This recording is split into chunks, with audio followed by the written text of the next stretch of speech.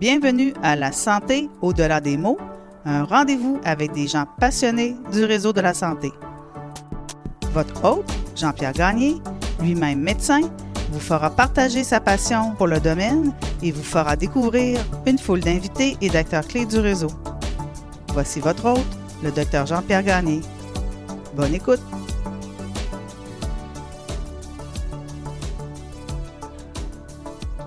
Je reçois cette semaine Maître Julie Bellil, avocate chez MedLégal à Montréal, une firme spécialisée en droit médico-légal. Julie est titulaire d'une maîtrise en droit de l'Université de Sherbrooke. Son sujet de maîtrise portait d'ailleurs sur la sécurité dans les centres médicaux spécialisés, un sujet qui est à l'agenda ces jours-ci.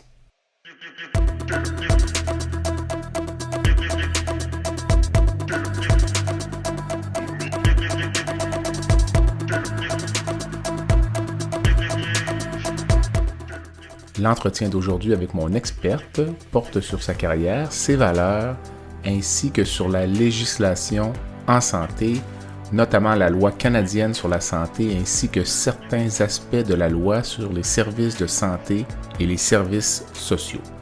Nous discutons notamment, à cet égard, de sectorisation des soins. L'entretien nous permet de jeter un regard sur des aspects très importants de la gestion de la santé qui peuvent paraître abstraits dans un premier temps, mais qui ont des impacts majeurs sur l'organisation des soins.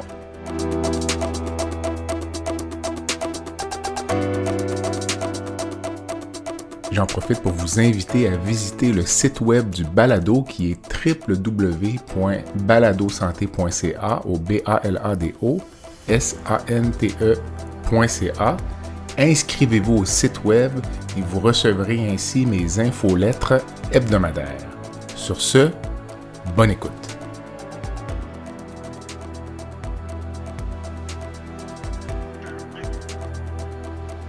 Julie, bonjour. Bonjour Jean-Pierre. Merci d'avoir accepté l'invitation au balado La santé au-delà des mots. Je m'entretenais récemment avec ton collègue, Maître Jean-François Leroux, et on a même fait référence à la loi canadienne sur la santé lors de notre entretien. Donc, on va discuter de ça aujourd'hui. Tu es avocate chez MedLégal à Montréal. Pour permettre à nos auditeurs de te connaître un peu, le choix du droit médico-légal. Moi, en fait, ce qui m'importait dans le choix d'une profession, c'est vraiment le fait de devoir se réinventer. Donc, pas faire la même chose tous les jours, la routine. Donc, au cégep, j'étais vraiment là-dedans, puis le droit, pour moi, correspondait à ça. Donc, de devoir maintenir à jour ses connaissances, puis que ça nécessite un large éventail de compétences. OK. Mais en même temps, avec le temps, il n'y a pas comme un petit sentiment de confort dans la routine? Parce qu'on a la même chose en chirurgie, là. Quand on est résident, on a une vision romantique de la chirurgie, des cas difficiles, des difficultés techniques, puis tout ce qu'on peut imaginer. Puis après un certain temps, on réalise que c'est intenable. Il faut se lever le matin en sachant ce qu'on va faire de sa journée, puis savoir que la chirurgie difficile qui est aujourd'hui prévue est quand même une chirurgie routinière. Donc, est-ce qu'avec le temps, ta vision change un petit peu? Bien, écoute, tu as pleinement raison, d'autant plus que ma pratique, elle est assez spécialisée. C'est Donc, ça? C'est sûr qu'au niveau des principes de droit que je suis appelée à appliquer au quotidien, ce sont les mêmes. Par contre, chaque dossier, pour moi, est différent. Okay. Il arrive toujours un dossier dans notre parcours qui soulève des nouvelles questions, de nouveaux enjeux, que ce soit plus au niveau humain ou autre. Puis j'ai aussi la chance d'enseigner, de donner des conférences, de faire ce type de mandat-là qui permettent justement de sortir de la routine préétablie. Le choix de ta maîtrise à l'époque, c'était quoi? Donc, j'ai cherché à évaluer les mécanismes mis en place pour assurer la qualité et la sécurité des soins dans les CMS. Les CMS, c'est les centres médicaux spécialisés là, qui réalisent des chirurgies de type des chirurgies d'un jour. Et c'est des organismes qui fonctionnent un peu en marge du réseau. Donc, j'ai cherché à évaluer si les mécanismes étaient suffisants par opposition à ce qu'on a dans le réseau de la santé. Et quelle était ta conclusion? Parce que les CMS sont à l'agenda ces temps-ci, donc... Oui, bien, c'est sûr que de mon point de vue, je suis un peu pro-organisation publique au niveau des soins, sans dire que c'est pas un partenaire intéressant pour le réseau, ça c'est clair, particulièrement dans le contexte de la pandémie, pour minimiser justement le flot de patients qu'on avait en milieu hospitalier. Mais je pense quand même qu'il y a certains moyens qui sont peut-être déficients par rapport à ce qu'on peut avoir au niveau du réseau. Puis si on pense à justement, une des sphères que j'évaluais, c'est toute la dimension économique. Donc, est-ce que la perspective économique fait en sorte qu'on va tourner les coins ronds pour favoriser une meilleure profitabilité? Ou est-ce qu'à l'inverse, la perspective de la réputation va faire en sorte qu'on va vouloir hausser la qualité des soins pour attirer notre clientèle? Et ça, par rapport à cet élément-là, en général, la littérature porte plutôt à penser, en fait, moi, les conclusions des ouvrages que j'ai pu parcourir portent plutôt à penser que ça va favoriser le fait de couper les coins ronds et favoriser plus ce qu'on voit comme étant du tape à l'œil. Donc, des belles installations, des choses qui sont faciles pour monsieur, madame, tout le monde de voir comme étant de donner une impression d'une bonne qualité des soins sans que ça passe par une qualité de soins de terrain au niveau de l'équipement ou autre. En même temps, tu parles d'environnement physique ou de beauté des lieux. Ça fait partie de l'expérience patient? Oui, effectivement, mais c'est une dimension qu'on apprécie plus facilement, mais qui, au fond, au niveau de la sécurité des soins, je pense, ne fait pas tellement. Puis, tu sais, on peut le voir dans les ressources pour les personnes âgées, que ce soit les RPA ou les CHSLD. Sur le terrain, nous, comme avocats en santé, c'est un petit peu ce qu'on voit en termes de qualité des soins privé versus public. Là. OK. C'est intéressant. Écoute, tu me donnes déjà le sujet d'une deuxième entrevue. Donc, dis-moi, un peu comme dans le domaine médical, dans ton domaine, tu côtoies la souffrance. Oui. Tu côtoies jamais de gens, ou rarement des gens a priori heureux. Comment tu jugules ça? Bien, c'est sûr que c'est une dimension qui n'est pas facile au niveau de notre travail. Puis à chaque fois qu'on a l'impression de s'y habituer, on dirait qu'il y a toujours un dossier qui nous ramène sur le plancher des vaches, qui vient nous toucher plus personnellement et qui nous rappelle que c'est difficile quand même ce qu'on fait. Oui. Donc, que ce soit à différents moments dans nos vies, donc on ait un parent malade, qu'on soit confronté à un dossier où un parent est décédé, qu'on ait un enfant malade, qu'on est confronté dans un dossier où un enfant est décédé, on fait toujours... Fait qu'on on a de l'empathie, en fait. On se met beaucoup dans les chaussures de la personne, puis ça arrive souvent qu'on a les yeux pleins d'eau. Là. Es-tu capable de laisser ça au bureau? Souvent, on n'a pas le choix. Tu ramènes ça à la maison? Oui, bien, des fois, on essaie vraiment de ne pas ramener ça à la maison. Je pense qu'on n'a pas le choix pour continuer de le faire, puis je veux dire, profiter de la vie, être présent mentalement pour nos enfants à la maison aussi, puis de ne pas être justement la tête dans les dossiers, on n'a pas le choix. Toi qui enseignes à des jeunes étudiants en droit, as-tu une devise? As-tu une phrase choc là, que tu utilises? Je suis pas sûre qu'on peut dire qu'elle est choc, là. Mais il y a un principe de vie que j'aime beaucoup appliquer dans ma vie courante, c'est force et équilibre. J'ai même un tatou force et équilibre. Oui, exact. Force, pour moi, c'est de demeurer ancré dans ses convictions, de pas trop se laisser influencer par les influences extérieures, que ce soit dans la pratique de notre travail, dans ce qui est valorisé peut-être dans les yeux de tout le monde, de se souvenir de qui on est, puis d'être ancré dans ce qu'on veut dans la vie. Et l'équilibre, c'est un petit peu la même chose pour moi, c'est de demeurer équilibré dans nos différentes sphères de notre vie.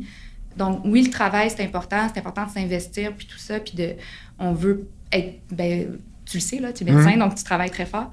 Mais de toujours être en quête d'équilibre à travers tout ça, parce que je pense que c'est la façon, justement, là, d'amener à son bien-être puis d'être heureux à travers tout ça. Est-ce que c'est ta pratique du droit qui t'a amené à adhérer à ces valeurs-là, ou tu les avais puis c'est ça qui t'a projeté vers ta carrière d'avocate? Oui, en fait, un petit peu particulier dans mon parcours d'études en droit. J'ai fait mon stage du barreau, en fait, je l'ai fait dans un grand cabinet d'avocats à Montréal, donc avec des semaines de travail importantes. Et j'ai fait mon stage juste après être partie 6 mois en voyage toute seule en sac à dos. Et c'est au terme de ce voyage-là que force et équilibre, c'est vraiment quelque chose qui m'habitait énormément. Là, j'étais en Asie du Sud-Est, tout seul, c'est ça, avec mon sac à dos. Et pour moi, je me disais, je reviens au Québec, je commence à travailler dans une grande firme d'avocats en droit des affaires. C'est très important que je me rappelle force et équilibre, de demeurer fidèle à moi-même. Alors, je crois comprendre que toutes les avocates en droit médico-légal ont un tatouage, parce que ta collègue Julie Anglois a aussi un tatou qui mentionnait, elle l'a dit en entrevue, donc ce n'est pas un secret, « Be fit to fight ». Donc, la devise que Maître Jean-Pierre Ménard lui avait effectivement. engagée. Qu'est-ce que c'est la santé pour Julie Bellil? Bien, on dit souvent que la santé, puis si on regarde les différentes définitions, que c'est un état de bien-être complet, tant au niveau physique, social que mental. Puis pour moi, c'est un petit peu ça. En fait, c'est de pouvoir avoir le luxe puis le privilège, parce que la santé, c'est un luxe et un privilège, de pouvoir avoir le luxe et le privilège de mener sa vie sans souci et sans tracas. Mm-hmm. Parce que du moment que la santé est atteinte, puis peu importe la dimension, bien, ça devient un petit peu un boulet qu'on doit traîner au quotidien. Puis moi, c'est ce que je vois chez mes clients. OK. C'est intéressant parce que j'ai reçu, il y a quelques semaines, un chirurgien oncologue de Calgary qui traite des gens très malades, même des références de partout au Canada. Puis pour lui, le simple fait d'être en vie, c'était déjà un critère de santé. Donc, parce qu'il disait, écoutez, puis même il disait à ses patients, écoutez, vous ne pourriez pas être malade si vous étiez mort. Donc, mais tu vois que le critère... c'est intéressant aussi parce que j'ai reçu une autre invitée, Mme Julie Carignan, qui, elle, qui a été traitée pour le cancer. Puis elle voyait le traitement du cancer. Donc, finalement, la santé, c'était comme un combat simplement pour gagner du temps. Donc, pour pouvoir éventuellement, peut-être, avoir accès à repousser toujours les limites. C'est intéressant ce que tu dis, tu sais. Puis, effectivement, ma propre définition est basée sur ma perception de luxe, justement, là. Le fait d'être sans souci, sans tracas, mais dans le fond, c'est un luxe. Là. Le but de la rencontre aujourd'hui, c'était discuter vraiment de quelques lois qui contrôlent l'administration de la santé, de discuter un petit peu fédéral, provincial, puis discuter un petit peu de la régionalisation des soins au Québec. Donc, quelques éléments. Puis on va commencer. Donc, la première réflexion que je me suis faite en préparant cette entrevue, c'est que les grandes lois importantes ont des titres courts. Alors, lorsque le titre de la loi est trop long, souvent, on dirait que ça a moins d'impact. Donc, la première loi, c'est la loi canadienne sur la santé. Qu'est-ce que la loi canadienne sur la santé? En fait, la loi canadienne sur la santé, c'est une loi de financement. Donc, c'est une loi qui est de nature fédérale, qui a été dictée en fonction du pouvoir de prélever des impôts et de dépenser. Et ça se trouve à régir des conditions que doivent respecter les régimes d'assurance santé provinciaux pour avoir accès à leur plein transfert canadien en santé, qui est ni plus ni moins là, la contribution du fédéral au provincial pour nos régimes de santé provinciaux. C'est une loi qui date des années 80, si je ne m'abuse. Exactement. 84, je pense, si je ne me trompe pas. Donc,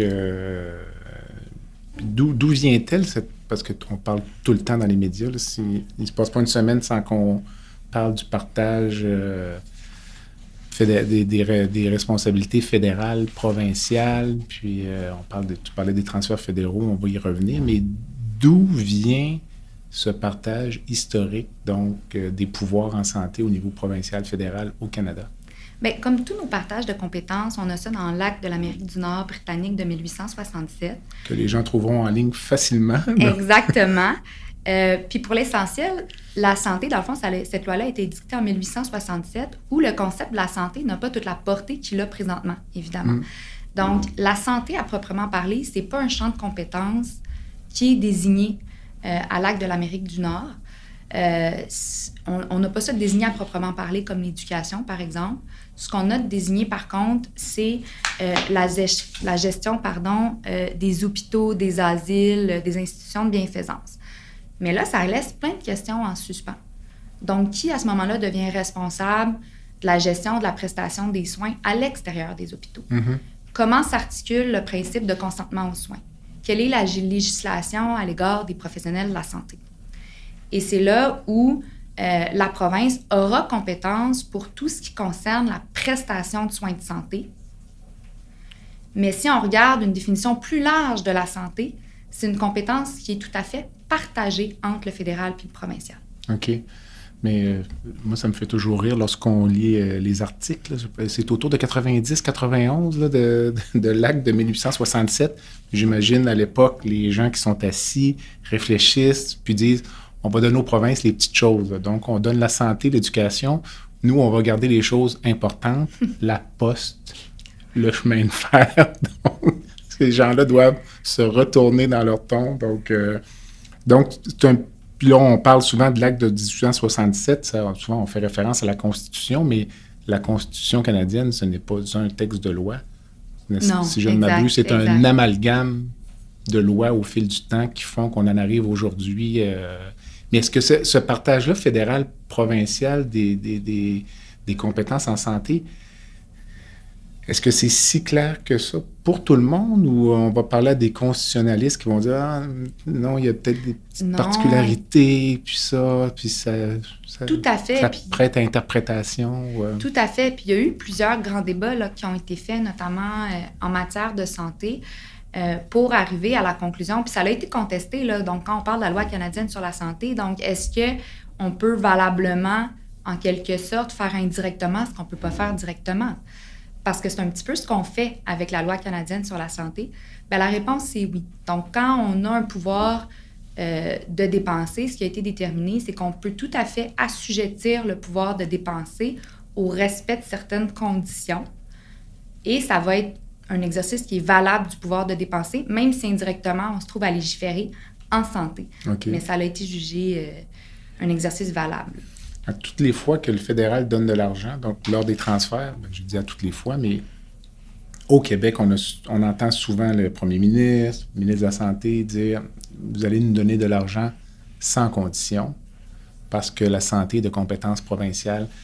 À ta connaissance, qu'est-ce qu'on retrouve au Canada, dans les autres provinces, cette espèce de réticence à voir les transferts assujettis à des conditions? Bien, je ne saurais pas trop dire, mais j'ai l'impression que oui, parce que généralement, quand il y a des demandes qui sont formulées au Québec, on voit quand même les homologues provinciaux des autres provinces se soulever également. Fait que si on regarde, là, par exemple, cet automne, il y a eu beaucoup de discussions là, entourant le transfert canadien en santé, où les dépenses, ils ont monté beaucoup avec la pandémie au niveau des budgets pour la santé dans les différentes provinces. Puis c'est l'ensemble des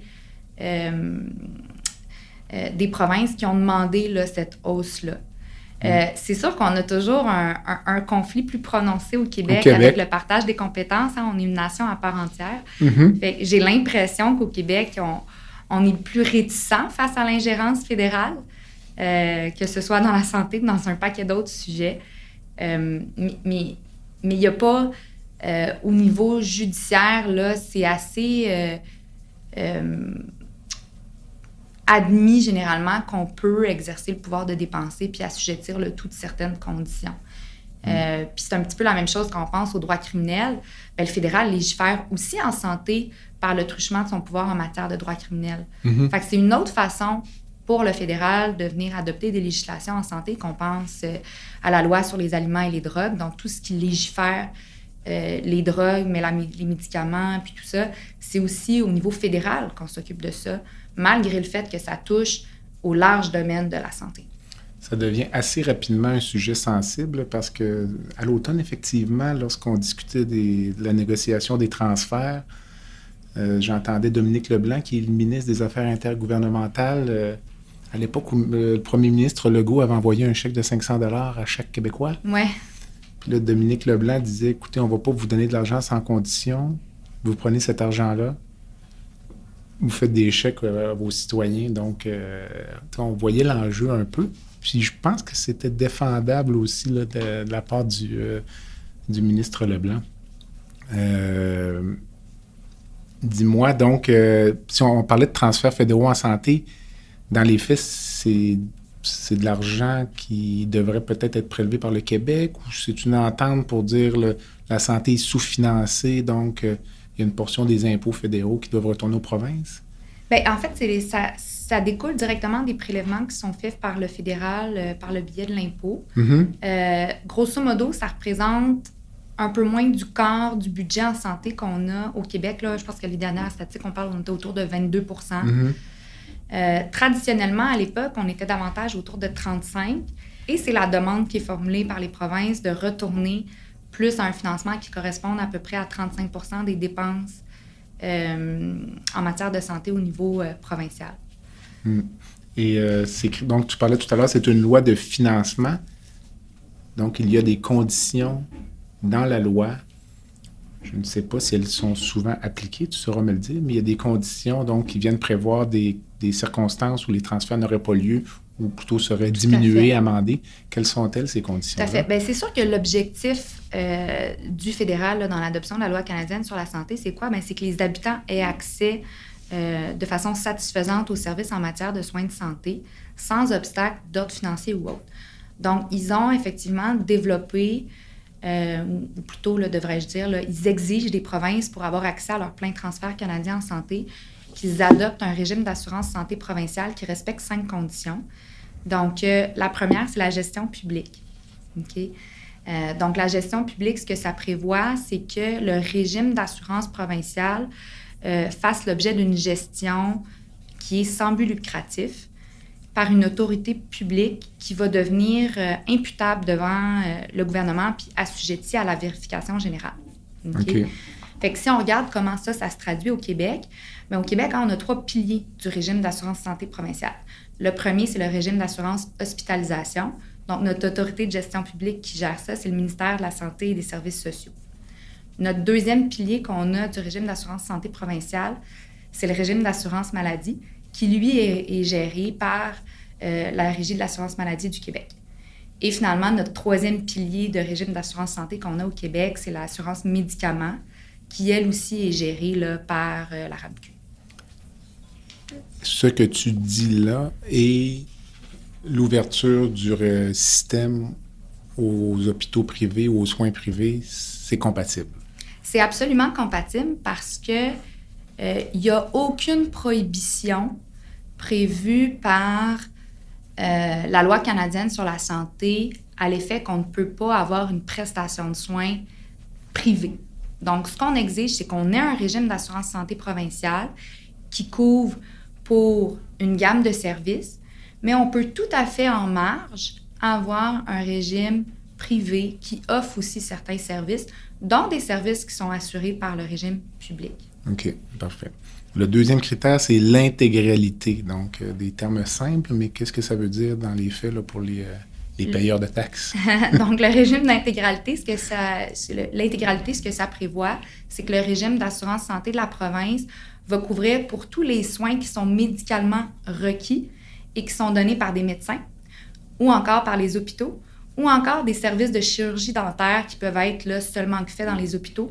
Puis ça, on peut penser par exemple au cas de trauma, là, donc des gens qui ont des accidents de voiture ou autres, qui sont transportés à l'urgence puis qui ont besoin de soins dentaires urgents. Ça va être couvert là, par le régime d'assurance santé provinciale. Ça veut dire que pour qu'un soin ne soit plus couvert, il faudrait faire la démonstration que ce n'est pas médicalement requis. Exactement. Fait que c'est pour ça qu'on pense, par exemple, facilement à tout ce qui est chirurgie esthétique. Fait qu'on en a certaines là, qui sont assurées par le régime d'assurance santé quand il y a un impact fonctionnel, par exemple, pour la personne ou les cas à la suite d'une mastectomie pour cancer, donc une reconstruction au niveau des seins, là, ça va être couvert. Mais autrement, effectivement, si ce n'est pas médicalement requis, à ce moment-là, il n'y a pas d'exigence avec la loi canadienne sur la santé comme quoi ça soit assuré par le régime. L'expérience que j'ai, c'est qu'une fois un soin admis ou accepté comme étant requis, c'est difficile de le retirer de la liste. Il y a un exercice au Québec actuellement mené par l'Institut de pertinence des actes médicaux et on réfléchit sur certains actes qui sont remboursés et qui ne sont pas vraiment médicalement requis. Là. Lorsqu'on fait le tour du livre là, de facturation des médecins spécialistes, on peut penser à tout ce qui est chirurgie mineure, donc vraiment cutanée, exérèse, peut-être de petites lésions qui sont bénignes, qui sont enlevées à des fins purement esthétiques. Ce n'est pas médicalement requis, ce n'est pas cancéreux, mais historiquement, c'était remboursé. C'est difficile. Donc, une fois que c'est admis que c'est médicalement requis, c'est difficile de revenir. Donc, on peut penser aux services en matière de procréation assistée, là, où il y a eu énormément de va-et-vient puis de changements dans les dernières années.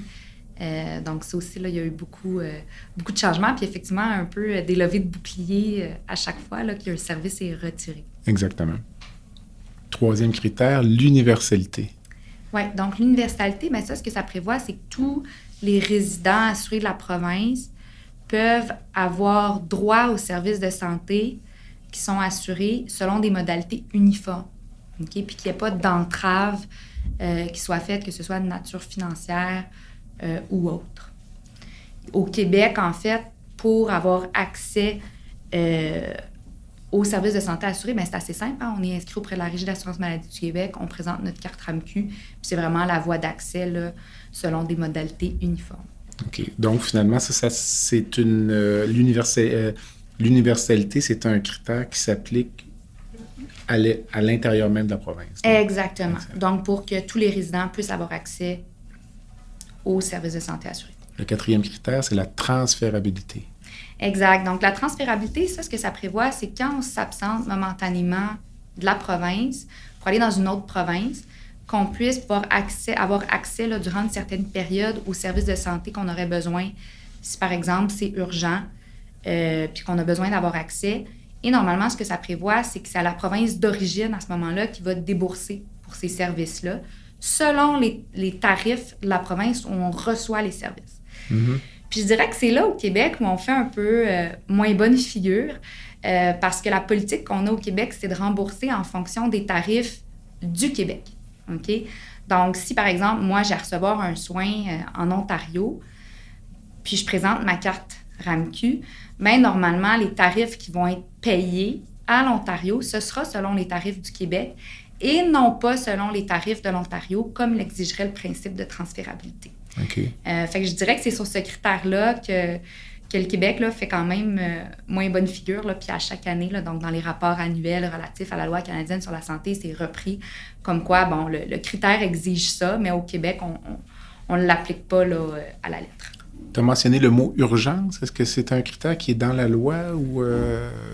Bien, c'est soit quand on a des besoins urgents ou nouveaux quand on s'absente de façon temporaire. OK, donc moi, je ne pourrais pas, par exemple, partir du Québec puis décider d'aller me faire traiter à Vancouver parce que, par exemple, ma fille habite à Vancouver. Je vais avoir une cure dernier inguinale. Je pense qu'il y a des autorisations à obtenir préalablement. Il faut donner aussi un avis à la province d'origine. C'est pas automatique. Non, c'est ça. Il y a des mesures un peu plus complexes que ça. Fait que ça s'applique à la fois dans le cas d'un déménagement de province à l'autre, fait qu'on a un délai avant de devenir admissible à l'autre régime, ou encore quand on s'absente de façon temporaire pour des vacances ou autre. Est-ce que ça couvre les absences à l'étranger, disons? Je vais en vacances aux États-Unis. En principe, oui, là, je pense que ça couvre les absences à l'étranger, mais là, définitivement, c'est au niveau de l'urgence, ça devient un critère. Puis il faut faire vraiment attention parce que les tarifs à l'étranger sont beaucoup plus importants que ce qu'on peut avoir ici, là. Donc, l'assurance privée devient vraiment importante. J'ai entendu des histoires d'horreur. Là. Je me rappelle avoir... C'est souvent on parle de conditions préexistantes là, en assurance, puis... des patients qui consultent pour une banalité, disons, au Québec. Là. Je vais donner un exemple, un peu de sang dans les urines, sur une analyse d'urine, puis le ou la patiente consulte, puis ce test-là est anormal, mais elle est en attente de voir un urologue, puis c'est une banalité complète là, pour cette personne-là, quitte pour des vacances aux États-Unis, tombe malade aux États-Unis, des soins médicaux de dizaines de milliers de dollars. Puis la compagnie d'assurance dit, bien, écoutez, c'était une condition préexistante. Puis les gens se retournent vers la Régie d'assurance maladie du Québec qui dit, bien, on va vous rembourser à hauteur de ce que ça aurait coûté au Québec, je ne sais pas moi, 10 000 $. Ça vous a coûté 80 000, 100 000 aux États-Unis.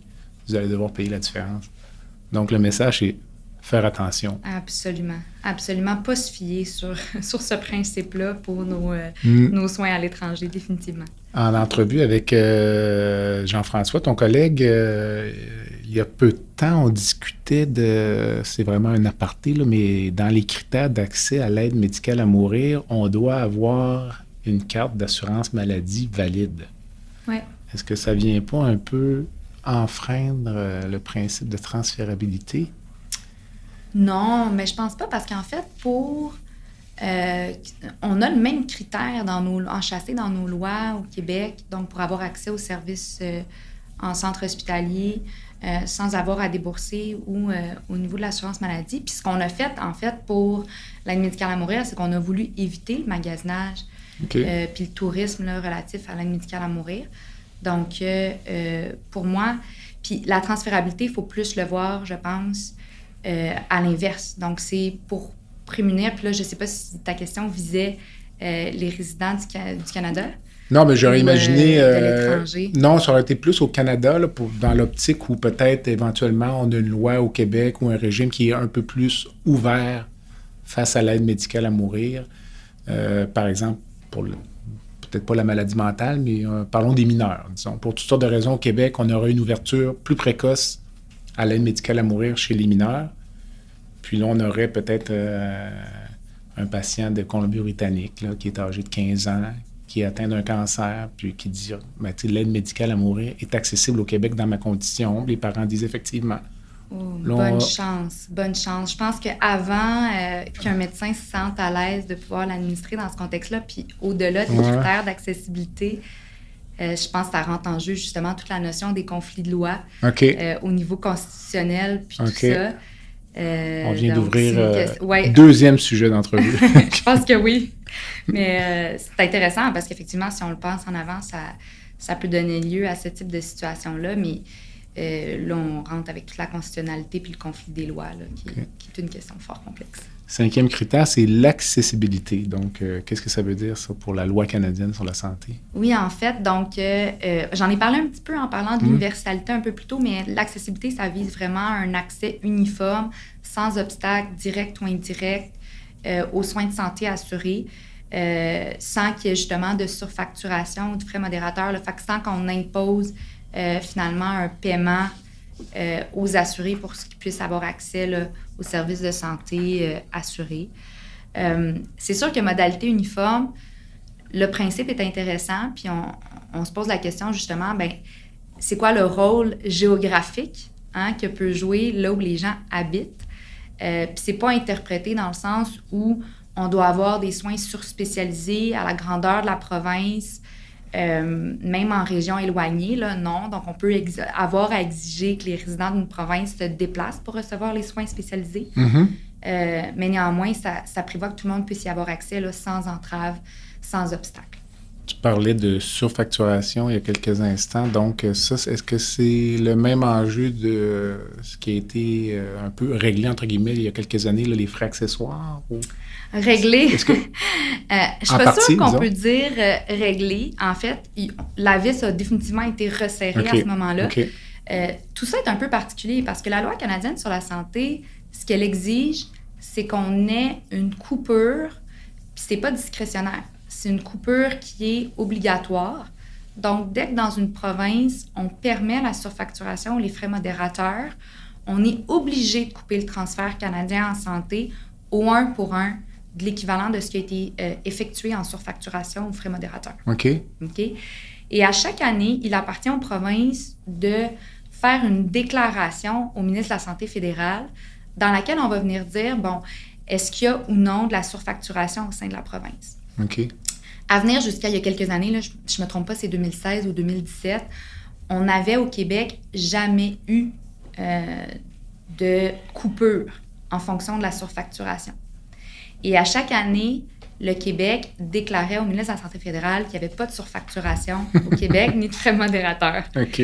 Alors qu'il y avait eu des actions collectives où on réclamait le remboursement pour ce type de frais-là. Il y avait une panoplie d'articles de journaux qui traitaient du fait qu'on a de la surfacturation puis des frais modérateurs au Québec. Fait que c'était une problématique qui était tout à fait connue et existante au Québec. Mais néanmoins, à chaque année, dans le rapport annuel, il n'y a pas une ligne, là. Il n'y a pas de surfacturation ni de frais modérateurs au Québec. Et donc, effectivement, là, au cabinet où je travaillais à l'époque, ce qu'on avait fait, voyant que c'est une problématique, voyant que c'est une véritable entrave, ça contrevient à la loi canadienne sur la santé. Il y a des gens, surtout des personnes âgées, beaucoup en ophtalmologie, qu'on voyait ça comme pratique, là, les fameuses gouttes puis tout ça. C'est un obstacle d'ordre financier pour certaines personnes d'avoir accès à des services de santé assurés dont ils ont besoin. Tout à fait. Et donc, on a fait ce qu'on appelle une demande en mandamus, donc une demande pour forcer le fédéral à couper dans le TCS, dans le transfert canadien en santé, en disant non, on vous dit à chaque année qu'il n'y a pas de surfacturation ni de frais modérateurs, mais il y en a au Québec, c'est complètement faux. Fédéral, mettez vos culottes, faites votre coupure comme vous avez l'obligation de le faire. Et donc, il y a eu la première coupure dans le transfert canadien en santé au Québec cette année-là. Puis par la suite, ils ont développé aussi au fédéral là, une mécanique de remboursement. Donc, on peut couper la province, mais si la province démontre qu'elle est diligente, qu'elle tente vraiment de mettre fin là, à ces pratiques-là, il peut avoir une mécanique de remboursement. Puis ce qu'on appelle le ticket modérateur, ça refait surface de temps en temps. Donc, peut-être pour les auditeurs qui sont moins au fait, on suggérait, par exemple, et tu me corrigeras, là, mais le modèle qu'on avait en tête, vous consultez à l'urgence, bien, ça coûte 5 $. Exact. Dans l'espoir peut-être de vous faire réfléchir sur la pertinence de votre visite à l'urgence. Ça, c'est interdit. Effectivement. Puis juste pour expliquer un petit peu la différence, parce qu'on a deux thèmes là, d'enchâssés dans la loi canadienne sur la santé. Donc, on a la surfacturation. La surfacturation, ce serait essentiellement ce qui serait chargé par les médecins pour donner un service de santé assuré. Puis à la fois, on chargerait, par exemple, 5 $ pour des gouttes ophtalmiques aux patients, mais on viendrait aussi être payé par la Régie de l'assurance maladie du Québec pour ce même service assuré-là. Mm-hmm. Donc ça, c'est la surfacturation. Le frais modérateur, c'est exactement l'exemple que tu as donné. Donc, on va venir modérer l'accès au service. Là, cette fois-ci, pas par les professionnels de la santé, mais par le réseau lui-même. Donc, le réseau prendrait la décision pour chaque visite à l'urgence, de charger un 5 $ pour qu'il y ait une meilleure, peut-être, utilisation des ressources. Mais effectivement, ça, c'est pas permis par la loi canadienne sur la santé. J'ai travaillé à une époque dans un hôpital où les patients se faisaient opérer pour des cataractes et avaient le choix entre la lentille de base ou, je ne connais rien... La trifocale, je pense. Et je ne connais rien à l'ophtalmologie, mais avaient accès à une lentille un petit peu plus de qualité, plus complexe, plus performante, moyennant un supplément. J'aurais tendance à penser que c'était illégal à l'époque ou... sans que tu aies tous les détails, là, je ne veux pas te prendre... non. La pratique que tu décris, si je ne me trompe pas, elle existe encore. OK. Si je ne me trompe pas, puis je pense que la nuance, c'est que la lentille plus optimale, là, appelons-la comme ça, ouais. Je pense qu'elle n'est pas payée par la régie. Non. Donc, je pense que c'est ce qui permet à ce moment-là de pouvoir charger, là, si je ne me trompe pas. Moi, personnellement, je trouve ça un peu limite. Oui. Mais effectivement, puis un exemple comme deux qualités de soins. Oui. Puis un exemple de ça, il y a une cause qu'on appelle Association pour l'accès à l'avortement, où à l'époque, il y avait beaucoup d'avortements qui s'effectuaient là, en clinique ou en cabinet privé, et où s'était développée une pratique où, puis c'est un petit peu similaire là, à l'exemple que tu donnes, on ne chargeait pas pour l'avortement lui-même parce que c'est un service assuré, donc l'interruption de grossesse. Par contre, on chargeait pour l'échographie effectuée dans le cadre de l'interruption de grossesse. Puis à l'époque, l'échographie effectuée en cabinet privé, ce n'était pas un service assuré. Et ce que la Cour est venue dire, c'est non, les règles de bonne pratique d'une interruption de grossesse, c'est de faire une échographie, requiert qu'on fasse une échographie. Donc, ce que vous essayez de faire, si vous essayez de faire quelque chose que vous ne pouvez pas faire directement, vous chargez pour un service assuré. Parce que l'avortement, c'est un service assuré. Puis on ne peut pas faire un avortement sans faire d'échographie. Et donc ça, c'est aussi un exemple justement de surfacturation qui ne fonctionne pas, là. On en a parlé un petit peu, on a parlé des CMS, donc les cliniques médicales spécialisées. C'est au goût du jour, les ententes 108, on semble s'en aller vers ça. Est-ce que tu vois, tu l'as évoqué tout à l'heure, mais disons l'explosion du secteur privé en santé et l'application des critères de la loi canadienne sur la santé. Est-ce que tu penses qu'à un moment donné, il pourrait y avoir une collision où l'arrimage parfait est possible? Il faut qu'on s'entende sur les termes qu'on utilise. Quand on parle du privé en santé, ça dépend de quel privé on parle. Il y a une très grande différence entre un organisme qui donne des soins qui ne fait pas partie du réseau, fait qu'un organisme privé, où on a par contre des médecins qui sont participants au régime d'assurance maladie du Québec. Et donc, les patients qui vont recevoir des services assurés dans ces organismes-là vont les recevoir via le régime d'assurance santé provinciale en présentant leur carte d'assurance maladie et n'auront en principe pas à payer pour ces services-là. Ça, il n'y a absolument aucune collision avec nos principes de la loi canadienne sur la santé parce que les médecins qui pratiquent dans ce type d'organisation-là donnent des soins qui sont assurés par le régime d'assurance santé provinciale, puis il n'y a pas de problème. La difficulté, c'est si on a un exode où les professionnels deviennent non participants au régime d'assurance maladie, où là, ils vont donner des services qui sont plus assurés par le régime, où les patients vont devoir payer. Donc, on peut supposer que si on assisterait, par exemple, à cet exode-là de médecins qui deviendraient non participants, bien là, on peut penser qu'au niveau du critère d'accessibilité, que ça puisse poser un enjeu. Parce que si on vient à notre critère d'accessibilité, c'est quoi? C'est qu'on ait un accès satisfaisant aux services de santé assurés. Fait que là, si on a tellement de gens qui migrent à l'extérieur du régime d'assurance santé, bien, c'est là qu'on peut mettre en jeu ce critère-là au niveau d'avoir un accès satisfaisant aux services de santé. J'essaie de voir comment le fédéral ensuite dirait aux provinces, on va couper vos transferts, mais le provincial ne contrôle pas. Bien, oui puis non. La force de travail qui a migré vers le privé. La loi sur l'assurance maladie du Québec permet, quand une prestation de soins est en péril, de venir dire aux professionnels, je suspends votre droit de devenir non participant au régime.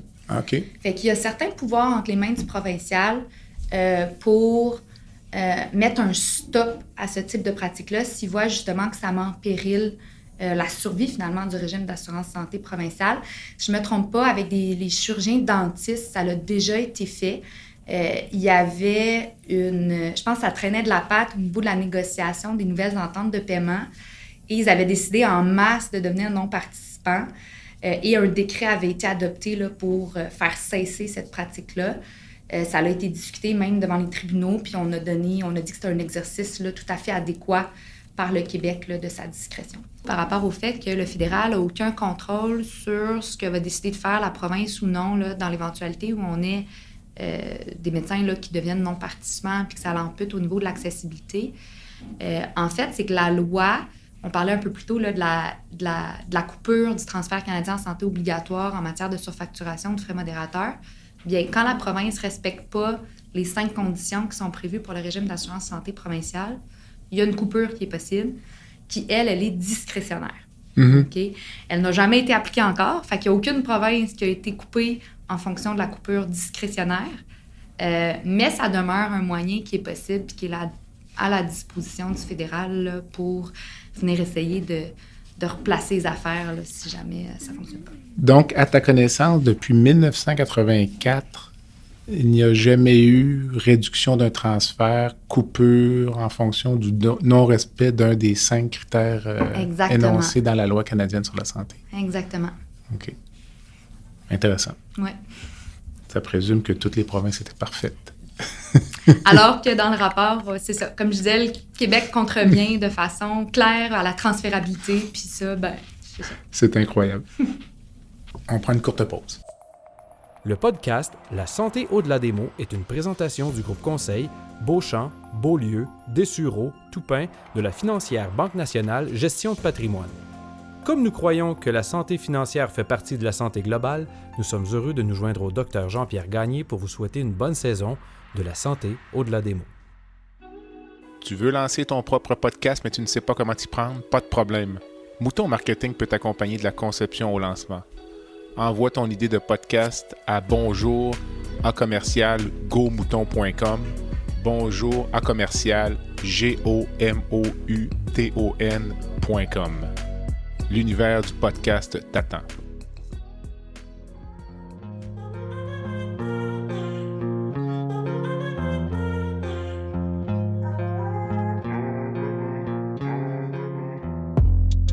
Visitez le site web du balado à www.baladosanté.ca au BALADO-SANTE.ca.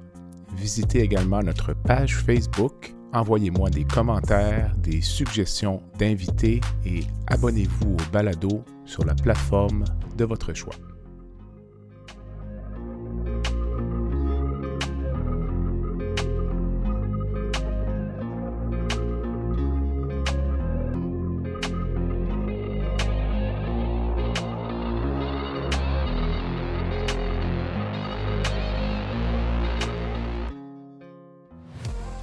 Julie, on va parler de la L4S, donc dans le jargon quotidien. Qu'est-ce que la L4S pour les Québécois? Bien, la L4S, c'est donc la loi sur les services de santé et services sociaux. C'est la loi qui encadre le réseau de la santé. Donc, ça va prévoir à la fois les dispositions sur les droits des usagers, les obligations des établissements, les obligations et pouvoirs du ministre de la Santé et des Services sociaux, les structures internes au niveau de la gestion des hôpitaux puis l'organisation. Ce n'est pas une loi qui vient avec des pénalités, des amendes ou autre. C'est un... Lorsqu'on lit la loi, là, donc, c'est simplement le reflet d'une structure et d'obligations. Des obligations et des droits aussi que ça vient créer pour les usagers. Mais auquel, comme avocate, toi, tu peux te référer si tu as un litige contre un hôpital, par exemple, ou contre un professionnel. Parfois, la loi va être enfreinte ou pas Oui, mais bien franchement, ça fait très peu partie de notre quotidien. OK. On y réfère que très peu. La L4S, elle est pertinente pour vraiment comprendre l'organisation du réseau. C'est quoi un établissement? Qui a besoin d'un permis pour opérer? Ça prévoit aussi le régime de traitement des plaintes, les droits des usagers. Mais dans ma pratique en matière de responsabilité médicale, OK. On y réfère vraiment très peu. C'est pas des notions dont on va discuter dans le quotidien. C'est de l'information juridique, par contre, qu'on va donner à beaucoup d'usagers qui nous contactent. Là. Fait qu'à peu près tous les jours, bien pas à peu près, tous les jours, nous avons une multiplicité d'appels d'usagers qui se questionnent sur leurs droits. Donc, dans ce cadre-là, on va y référer pour faire comprendre aux gens qu'ils ont le droit d'être informés de leurs droits, qu'ils ont le droit d'avoir accès à leurs dossiers médicaux, qu'ils ont droit au libre choix. Donc, il y a un paquet de droits qui sont prévus, puis on donne de l'information juridique. Mais pour nos recours à proprement parler contre les médecins et les hôpitaux, c'est très rare qu'on va utiliser ces poignées-là ou ces référés parce que notre grille d'analyse, c'est toujours de se demander est-ce que, si on parle des professionnels, est-ce que notre professionnel a respecté les règles de l'art? Donc, est-ce qu'ils ont respecté les normes scientifiques pour un cas similaire? Et ce, quand même au-delà de ce que va prévoir là, la L4S, fait que c'est plus un regard scientifique qu'on va poser sur la qualité de l'acte là, posé par le professionnel. Okay. Est-ce que tu crois que les gestionnaires du réseau lisent la L4S? Gestionnaire professionnel, avec le plus grand des respects, peu. Okay. Peu, parce qu'il y a tellement de méconnaissances sur un paquet d'affaires. J'enseigne à la maîtrise en droit et politique de la santé et j'ai une clientèle qui provient beaucoup du réseau, des professionnels, des gens en gestion de risque, et sont toujours surpris d'apprendre qu'est-ce qu'un accident par rapport à un incident. Et quelles sont les obligations et qu'on doit déclarer tous les incidents. Puis qu'un incident, ça peut être plein d'actes banals au quotidien. En apparence banale. En apparence banale, tout à fait, mais qui doit faire l'objet d'une déclaration. Puis, je veux dire, j'ai quelqu'un qui est gestionnaire en gestion de risque, puis qui était bien surprise puis abasourdie d'apprendre ce que les dispositions légales disent. Puis qu'elle me disait qu'elle allait faire une formation interne. Là. OK. Mais, voilà. As-tu parfois des clients qui viennent te voir parce qu'ils ont lu des articles de la L4S puis que c'est ça qui les encourage à aller de l'avant? Bien, beaucoup au niveau des appels téléphoniques. Donc, des gens qui sont informés, hein, puis c'est la même chose en santé, fait qu'avec avec l'Internet, puis ça, les gens sont de plus en plus informés, ce qui est une bonne chose. Fait que oui, il y a beaucoup de gens qui disent « Oui, mais il me semble que j'ai droit à l'établissement de mon choix, j'ai droit à une continuité des soins, mon médecin de famille part à la retraite, je suis laissée sans médecin. » Donc oui, il y a certaines personnes quand même qui s'informent beaucoup sur leurs droits puis qui viennent avec certains questionnements ou certaines frustrations, là, tout à fait. La raison pour laquelle je voulais parler de la L4S, c'est notamment à cause d'un peu... En fait, ça rejoint un peu la première partie de notre entretien là, où on parlait là, de un peu l'accessibilité, l'universalité des soins à l'échelle provinciale. On entend parler parfois qu'il y a une régionalisation des soins au Québec ou que l'accès aux soins est dicté par le code postal. Moi, j'ai entendu des exemples. Je le vois au quotidien en oncologie. ça passe en général relativement... Ben, il y a des couches, je dirais, je te vois hocher de la tête parce qu'on est en audio, mais parfois, ça passe relativement... Je vais donner un exemple. Parfois, le patient va consulter à Québec en oncologie, prend l'opinion, rencontre le radiothérapeute, rencontre l'équipe d'oncologie qui dit « bien, ça prendrait tel type de traitement ». Puis là, l'équipe multidisciplinaire de niveau tertiaire dit « on propose ça, ça et ça ». Mais ces soins-là sont offerts dans votre région. Donc, en général, les patients n'exigent pas d'être traités à Québec, mais pourraient peut-être, là, tu sauras me le dire tout à l'heure. En général, c'est retourner là, vers l'hôpital d'origine. Là où on entend parler parfois ou plus souvent d'accès selon le code postal, c'est en psychiatrie. Absolument. Ou c'est tout au moins ce qui m'interpelle plus. Puis on a eu un cas récemment en Estrie, là, une jeune fille, mais tout ce que je te rapporte, c'est ce que j'ai vu dans les médias.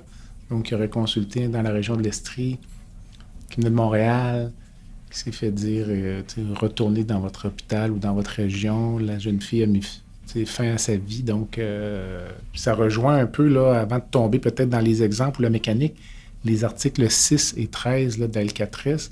Que disent-ils, ces deux articles-là, les articles 6 et 13? Donc, l'article 6 prévoit que l'usager a le droit de choisir soit le professionnel qui va lui donner des services ou encore l'établissement duquel elle va recevoir des services.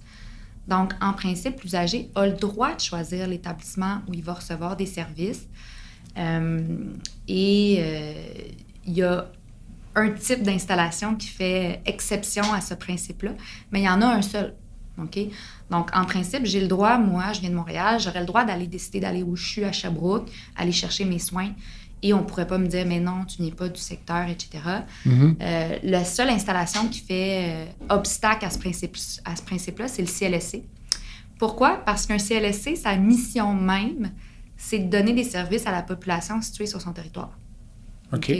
Donc, on ne peut pas choisir le CLSC duquel on va recevoir des services. Puis on se l'illustre très bien quand on pense au fait que le CLSC, dans leur offre de services, ils ont des soins à domicile. Fait que moi, j'habite dans l'est de Montréal, je ne pourrais pas exiger que un CLSC dans l'ouest de l'île vienne me donner des services de soins à domicile chez moi. Ça ne marche pas. Mais outre le CLSC, on a le droit de choisir l'établissement duquel on va recevoir des services. Je ne peux pas forcer le CLSC à se déplacer chez moi. Est-ce que moi, je pourrais me déplacer dans un CLSC qui n'est pas mon CLSC? En principe, je pourrais me faire opposer le fait que mon code postal, ça fonctionne par code postal. Okay. Fait qu'on peut penser en des gens, des fois, disons, qui ont une condition psychiatrique XYZ, qui déménagent beaucoup. Ils ont l'impression de devoir recommencer leur prise en charge avec les travailleurs sociaux, etc. Mais c'est malheureusement, il n'y a pas d'exigibilité de vouloir rester avec le même CLSC si on déménage puis on sort du secteur. Pour clore l'épisode CLSC, j'ai entendu des cas de patients opérés en clinique privée là, donc pour des remplacements articulaires. Et le CLSC de leur région leur refusait les soins de réadaptation ou de physiothérapie sous prétexte qu'ils n'avaient pas été opérés dans le réseau public. Le CLSC a raison. Okay. Ce que la L4S prévoit, c'est que quand on fait affaire, puis donc dans l'exemple que tu donnes, c'est un CMS de médecins non participants. Tout à fait. Donc, quand on fait affaire avec un CMS de médecins non participants, le CMS a l'obligation de fournir les services de réadaptation, de physio, ou encore d'avoir une entente avec une ressource privée qui va dispenser ces services-là. OK. Donc, tout ce qui est prévu dans le cours normal post-opératoire et préopératoire devrait normalement être offert par le CMS.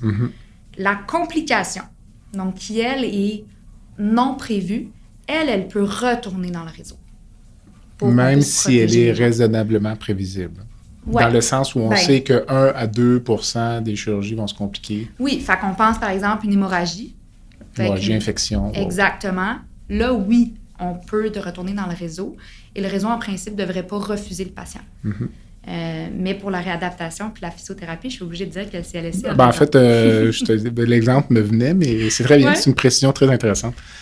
Donc, l'article 6 dit « Je peux aller n'importe où », mais comme souvent dans la L4S, l'article 13 vient un peu Exact. mettre un petit frein. Donc, que dit-il l'article 13? Donc, l'article 13, donc, c'est une limitation au niveau des droits. Donc, ce que ça dit, c'est que oui, j'ai ce droit au libre choix-là, mais on peut porter atteinte à ce droit-là en fonction des limites au niveau des ressources financières, humaines, matérielles, puis au niveau des règles d'organisation de l'établissement.